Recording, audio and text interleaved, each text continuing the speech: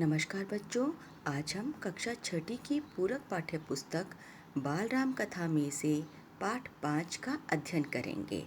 इससे पहले पाठ के अंदर हम इस बात का अध्ययन कर चुके थे कि राम, सीता और लक्ष्मण जो थे वे 14 वर्ष के लिए वनवास चले जाते हैं राजा दशरथ द्वारा दिए गए आदेशानुसार। तो चलिए इससे आगे प्रारंभ करते हैं।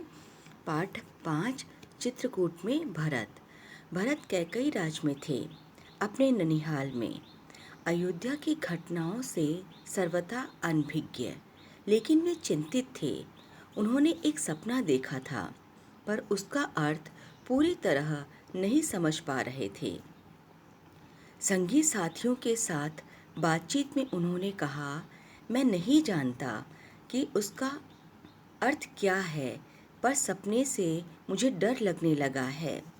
मैंने देखा कि समुद्र सूख गया, चंद्रमा धरती पर गिर पड़े, वृक्ष सूख गए। एक राक्षसी पिता को खींचकर ले जा रही है। वे रथ पे बैठे हैं, रथ गधे खींच रहे हैं। अब भरत जो थे उस समय अपने ननिहाल में थे, अपने नाना के पास में। अयोध्या में क्या घटनाएं घट रही थी उसकी जानकारी उन्हें नहीं थी। अनभिज्ञ का अर्थ है अनजान होना। वे चिंतित थे। उन्होंने एक सपना देखा था, बड़ा ही विचित्र सा सपना। उस सपने को वह समझ नहीं पा रहे थे। वह अपने साथियों से, मित्रों से इसके बारे में चर्चा करते हैं और कहते हैं कि मुझे नहीं पता कि इसका क्या अर्थ है, लेकिन मुझे उस सपने से डर लग रहा है। मैंने ये देखा कि समुद्र सूख गया है, चंद्रमा धरती पे गिर गए हैं और पिताजी को एक राक्षसी खींच के लेके जा रही है, जो रथ पे बैठे हुए हैं और रथ गधे खींच रहे हैं। जिस समय भरत मित्रों को अपना सपना सुना रहे थे, ठीक उसी समय अयोध्या से घुड़सवार दूत वहां पहुंचे। घुड़सवारों ने छोटा रास्ता चुना था जल्दी पहुंचने के लिए। भरत को संदेश मिला, वे तत्काल अयोध्या जाने के लिए तैयार हो गए। ननिहाल में भरत का मन नहीं लग रहा था, उचट गया था। वे अयोध्या पहुंचने को उतावले थे। अब लेखक कहते हैं कि जिस समय वह अपने मित्रों को अपने सपने की बात बता रहे थे, ठीक उसी समय अयोध्या के घुड़सवार वहां पहुंच जाते हैं। उन्होंने रास्ता छोटा चुना था जल्दी पहुंचने के लिए। भरत को ये संदेश मिलता है कि उसे अयोध्या जाना है। वे तत्काल तैयार हो जाते वहाँ जाने के लिए। वैसे भी उनका मन जो था वो अपने ननिहाल में नहीं लग रहा था। वे बेचैन थे। उचटने का अर्थ होता है बेटा बेचैन होना, क्योंकि उन्हें कुछ ना कुछ जो अनहोनी की आशंका हो रही थी। कैकई राज ने भरत को विदा किया 100 रथों और सेना के साथ। उन्हें घुड़सवारों से अधिक समय लगा, लंबा रास्ता पकड़ना पड़ा। सेना और रथ खेतों से होकर नहीं जा सकते थे। वे 8 दिन बाद अयोध्या पहुँचे, नदी पर्वत लांघते, थके हुए और चिंतित। आगे बताते हैं लेखक, जो कैकई राज जो थे उनके नाना भरत के, उन्होंने उसे वहाँ से विदा किया। विदा करने के साथ में उन्हें 100 रथ और सेना भी उनके साथ में भेजी। घुड़सवार जल्दी पहुँच गए क्योंकि उन्होंने छोटा रास्ता तय किया था, लेकिन भरत जो थे वो सेना और रथों के साथ में थे, तो उन्हें लंबे रास्ते से आना पड़ा। उन्हें 8 दिन लगे अयोध्या पहुँचने में, नदी पर्वत इन सबको पार करते हुए, थके हुए और चिंतित भी। भरत ने अयोध्या नगरी को दूर से देखा। नगर उन्हें सामान्य नहीं लगा, बदला बदला सा था। अनिष्ट की आशंका उनके मन में और गहरी हो गई। यह मेरी अयोध्या नहीं है, क्या हो गया है इसे? उन्होंने पूछा। सड़कें सूनी हैं, बाग बगीचे उदास है, सब लोग कहाँ गए? वह तुमुलनाद कहाँ है? पक्षी भी कलरव नहीं कर रहे हैं। इतनी चुप्पी क्यों? किसी ने भरत के प्रश्नों का उत्तर नहीं दिया। अब जैसे ही उन्हें अयोध्या नगरी दूर से दिखाई देती है, वह उन्हें सामान्य नहीं दिखाई देती। अर्थात जैसी पहले दिखती थी वैसी अयोध्या नगरी उन्हें दिखाई नहीं देती है। वह प्रश्न करते हैं कि यह मेरी अयोध्या नगरी नहीं है, क्या हो गया ऐसे, इतनी चुप्पी क्यों है, इतनी उदासी क्यों है, लोग कहाँ हैं, वो तुमुल ध्वनि कहाँ है। ये सारी बातें जो थी वो प्रश्नों के रूप में भरत कर रहे थे, किंतु उनका प्रश्न का जवाब कोई भी नहीं दे रहा था। नगर पहुँचते ही भरत सीधे राजभवन गए, महाराज दशरथ के प्रसाद की ओर। महाराज वहाँ नहीं थे। फिर वे कैकई के महल की ओर बढ़े। माँ ने आगे बढ़कर पुत्र को गले लगा लिया, परंतु भरत की आंखें पिता को ढूंढ रही थी। उन्होंने माँ से पूछा, पुत्र, तुम्हारे पिता चले गए, वहाँ जहाँ एक दिन हम सबको जाना है, उनका निधन हो गया। अब जैसे ही भरत राजमहल में पहुँचते हैं, वह अपने पिता के प्रसाद अर्थात महल की ओर जाते हैं, लेकिन वहाँ उन्हें दशरथ दिखाई नहीं देते। उसके बाद वह अपनी माता के महल की ओर बढ़ते हैं। जब वह महल में पहुँचते हैं, कैकई उन्हें गले लगा लेती है, लेकिन भरत जो थे उनकी आंखें अपने पिता को ढूंढ रही थी। वह माँ से प्रश्न पूछते हैं। माँ उन्हें कहती हैं, पिता चले गए, अर्थात उनकी मृत्यु हो गई, जहाँ हम सबको एक दिन जाना ही है। भरत यह सुनते ही शोक में डूब गए, पछाड़ खाकर गिर पड़े, विलाप करने लगे। माँ कैकई उन्हें उठाया, ढांढस बंधाया, कहा, उठो पुत्र, यशस्वी कुमार शोक नहीं करते।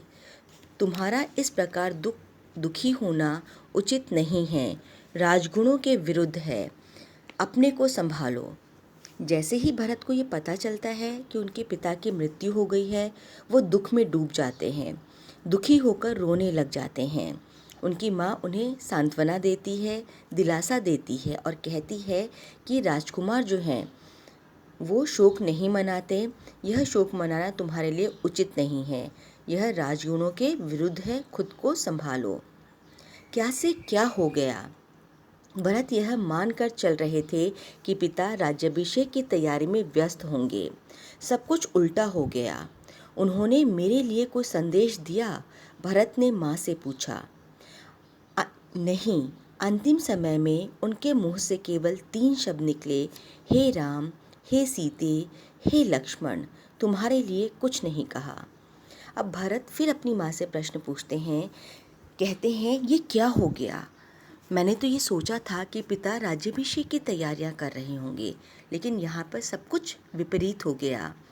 उन्होंने मरते समय या मृत्यु के समय मेरे लिए कोई संदेश दिया है? तो माँ कहती है, नहीं, उन्होंने तुम्हारे लिए कोई भी संदेश नहीं दिया। सिर्फ उनके मुँह से 3 ही शब्द निकले थे मरते समय, हे राम, हे सीते, हे लक्ष्मण। भरत व्याकुल थे, विकलता बढ़ती ही जा रही थी। वह तुरंत राम के पास जाना चाहते थे। महाराज ने उन्हें वनवास दे दिया है 14 वर्ष के लिए। सीता और लक्ष्मण भी राम के साथ गए हैं। कैकई ने भरत की मन को पढ़ते हुए कहा। वह जानती थी कि भरत यहाँ से सीधे राम के पास ही जाएंगे। अब भरत जो थे बहुत व्याकुल थे, बेचैन थे। बेचैनी उनकी बढ़ती ही जा रही थी।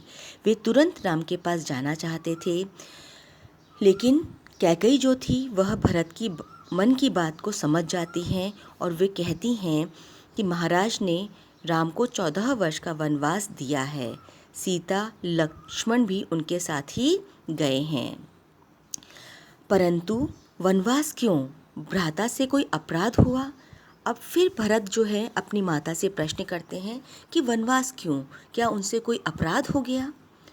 राम ने कोई अपराध नहीं किया। महाराज ने उन्हें दंड भी नहीं दिया। उसके लिए मैंने महाराज से प्रार्थना की थी। मुझे तुम्हारे हित में यही उचित लगा। मैं तुम्हारा अहित नहीं देख सकती थी, कैकई ने कहा। वरदान की पूरी कथा सुनाते हुए उन्होंने कहा, उठो पुत्र, राजगद्दी संभालो। अयोध्या का निष्कंटक राज्य अब तुम्हारा इंतज़ार कर रहा है, अब तुम्हारा है। अब कैकई जो थी वो कहती है कि नहीं, राम ने कोई अपराध नहीं किया और न ही महाराज ने उन्हें दंड दिया है, बल्कि उन्हें वनवास के लिए मैंने ही प्रार्थना की थी कि राम को वनवास दे दिया जाए, और मुझे तुम्हारे हित की चिंता थी, इस कारण से ये सारा कार्य मैंने किया, मुझे यही उचित लगा। कैकेयी सारी बात, अपने वरदान की बात भरत को सुनाती है और कहती है, अब उठो और अपने इस राज्य को संभालो। निष्कंटक का अर्थ होता है बिना किसी बाधा के अपने इस राज्य को संभालो। भरत अपना क्रोध रोक नहीं सके, चीख पड़े, यह तुमने क्या किया माते? ऐसा अनर्थ, ऐसा घोर अपराध, अपराधिनी हो तुम। वन तुम्हें जाना चाहिए था, राम को नहीं। मेरे लिए यह राज्य अर्थहीन है। पिता को खोकर, भाई से बिछुड़कर नहीं चाहिए मुझे ऐसा राज्य। अब भरत को क्रोध आ जाता है, वह गुस्सा करते हुए चीखते हैं और कहते हैं कि तुमने अपराध किया है, यह अनर्थ है, अर्थात अहित है, गलत है, और तुम अपराधिनी हो, अर्थात अपराध करने वाली हो। वन तुम्हें जाना चाहिए था, राम को नहीं। ये राज्य मेरे लिए अर्थहीन है, इसका कोई बिना काम का राज्य है ये मेरे लिए, जहाँ पे मेरे पिता नहीं है, मैंने अपने पिता को खो दिया और अपने बड़े भाई से मैं बिछुड़ गया, ऐसा राज्य मेरे लिए काम का नहीं है। इसी बीच मंत्रीगण और सभासद भी वहाँ आ गए। भरत बोलते रहे, तुमने पाप किया है माते, इतना साहस कहाँ से आया तुम में? किसने तुम्हारी बुद्धि भ्रष्ट की? उल्टा पाठ किसने पढ़ाया? यह अपराध अक्षम्य है, मैं राजपद नहीं ग्रहण करूँगा। तुमने ऐसा सोचा कैसे? सभासदों की ओर मुड़ते हुए भरत ने हाथ जोड़कर कहा, आप भी सुन ले, मेरी माँ ने जो भी किया उसमें मेरा कोई हाथ नहीं है। मैं राम की सौगंध खाकर कहता हूँ, मैं राम के पास जाऊँगा, उन्हें मना कर लाऊँगा, प्रार्थना करूँगा कि वे गद्दी संभाले, मैं दास बनकर रहूँगा। जब भरत जो अपनी माता को कह रहे थे, उसी समय मंत्रीगण और सभा के सभी सदस्य जो थे वो वहाँ पहुँच जाते हैं और भरत कहते हैं, तुम्हारी ये बुद्धि किसने भ्रष्ट की है? किसने तुम्हें ये गलत बात पढ़ाया है? ये अक्षम्य है, अर्थात आपने जो ये अपराध किया है ये क्षमा के योग्य नहीं है। मैं कभी भी राजपद ग्रहण नहीं करूँगा, आपने ये कैसे सोच लिया? और वह सभा के सदस्यों की तरफ मुड़ता है और उनसे हाथ जोड़ के क्षमा मांगता है, कहता है कि इसमें मेरा कोई भी अपराध नहीं है। मैं राम की सौगंध खा के कहता हूँ कि मैं वन जाऊँगा और राम को पुनः मना कर लाऊँगा, और इस राज्य में राम ही राज्य करेंगे, मैं उनका सेवक बनकर, दास बनकर ही रहूँगा। भरत बहुत उत्तेजित हो गए थे, स्वयं पर नियंत्रण नहीं रख सके। बोलते बोलते उनकी सांस उखड़ने लगी, वे चकराकर धरती पर गिर पड़े। अब भरत जो थे वो बहुत ही उत्तेजित हो गए थे। उत्तेजित का अर्थ होता है अधीर हो जाना, बेचैन हो जाना। वो स्वयं पर नियंत्रण नहीं रख सके, संयम नहीं रख सके, और वह उनकी सांसें जो थी वो उखड़ने लगती है और वो चक्कर खाकर धरती पर गिर जाते हैं। सुध-बुध लौटी तो भरत रानी कौशल्या के महल की ओर चल पड़े। उनसे लिपट कर बच्चों की तरह बिलख कर रोए, उनके चरणों में गिर पड़े। कौशल्या आहत थी। उन्होंने कहा, पुत्र, तुम्हारी मनोकामना पूरी हुई, तुम जो चाहते थे हो गया। राम अब जंगल में है, अयोध्या का राज तुम्हारा है।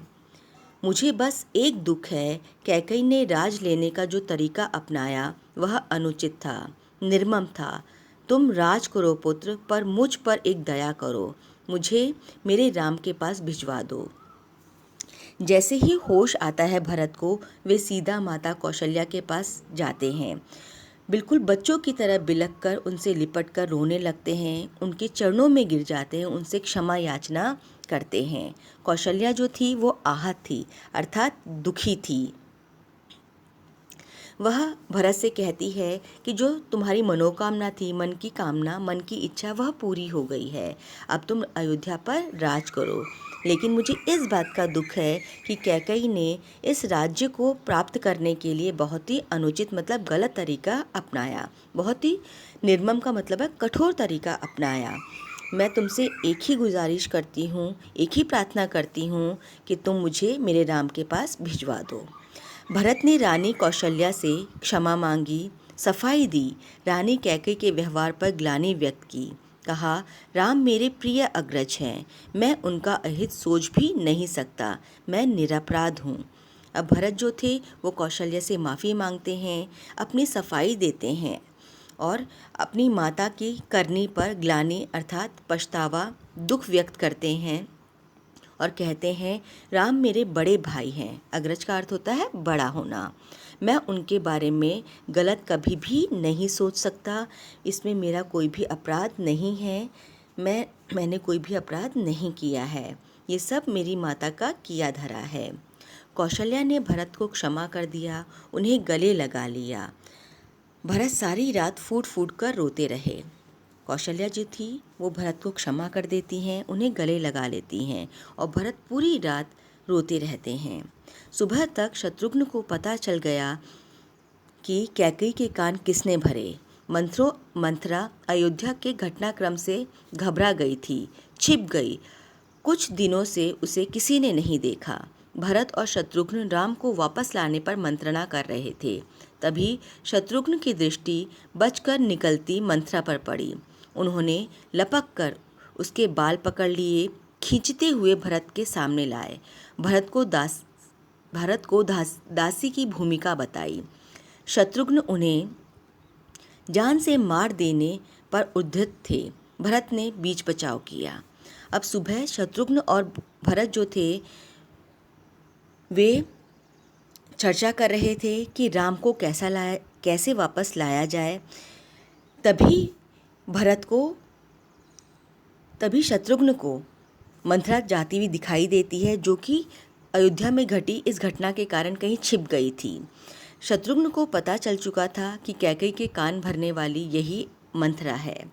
वह उसके बाल पकड़ लेता है और भरत के सामने लेकर जाता है और उसे मारने के लिए बिल्कुल तत्पर रहता है, लेकिन भरत बीच बचाव करता है। शत्रुघ्न उन्हें सारी बात बताता है कि यही दासी है जिसने माता कैकेयी के कान भरे हैं। मुनि वशिष्ठ अयोध्या का राज सिंहासन रिक्त नहीं देखना चाहते थे। खाली सिंहासन के खतरों से वे परिचित थे। उन्होंने सभा बुलाई, भरत और शत्रुघ्न को आमंत्रित किया। भरत से कहा, वत्स, तुम राजकाज संभाल लो। पिता के निधन और बड़े भाई के वनगमन के बाद यही उचित है। अब मुनि वशिष्ठ जो थे वे अयोध्या का राज सिंहासन खाली नहीं देखना चाहते थे, क्योंकि उन्हें इस खतरे का आभास था कि खाली सिंहासन से कौन सा खतरा उभर सकता है। सभा बुलाई जाती है। भरत और शत्रुघ्न को बुलाया जाता है। भरत से कहा जाता है कि तुम ये राज्य संभाल लो, क्योंकि तुम्हारे पिता का निधन हो चुका है और बड़ा भाई जो है वो वन गया हुआ है। भरत ने महर्षि का आग्रह अस्वीकार कर दिया। बोले, मुनिवर, यह राज्य राम का है, वही इसके अधिकारी हैं। मैं यह पाप नहीं कर सकता।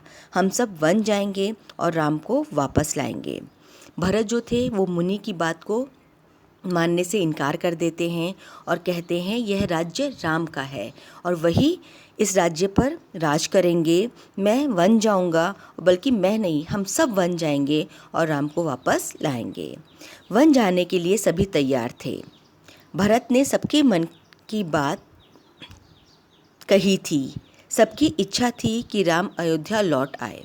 अगली सुबह भरत सभी मंत्रियों और सभासदों के साथ वन के लिए चले।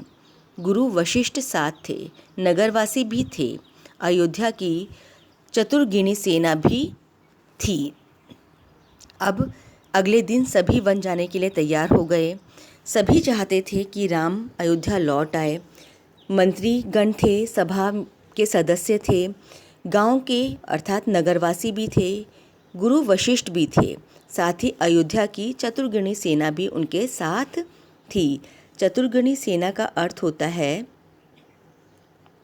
पैदल सैनिक, घुड़सवारों तथा रथों से सजी विशाल सेना, जो कि अयोध्या की थी। सभी के सभी राम को लाने के लिए चल देते हैं।